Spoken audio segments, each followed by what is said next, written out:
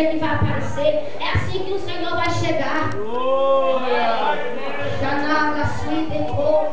E o povo não tem brincado de ser crente. Ah, não sou crente. Irmão, ser crente é coisa séria. Ser crente é coisa certa. Eu estava falando para a missionária hoje. Falei assim, olha missionária, a gente estuda, vê todo tipo de livro, mas esse daqui, ó, esse aqui tu tem que ler, estudar e tem que viver.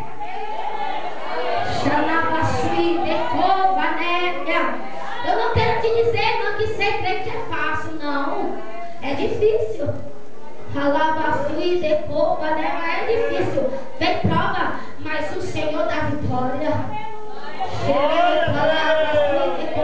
E nesta noite eu vejo o Senhor pregando vitória para crente aqui. Eu quero dizer para vocês, irmãos do seu coração, se prepare um pouquinho aí, porque vocês sabem o que é que Deus vai fazer através de vocês. E o jovem começa a clamar também. Xanabassi, decovaléia. Ai, te calabassi.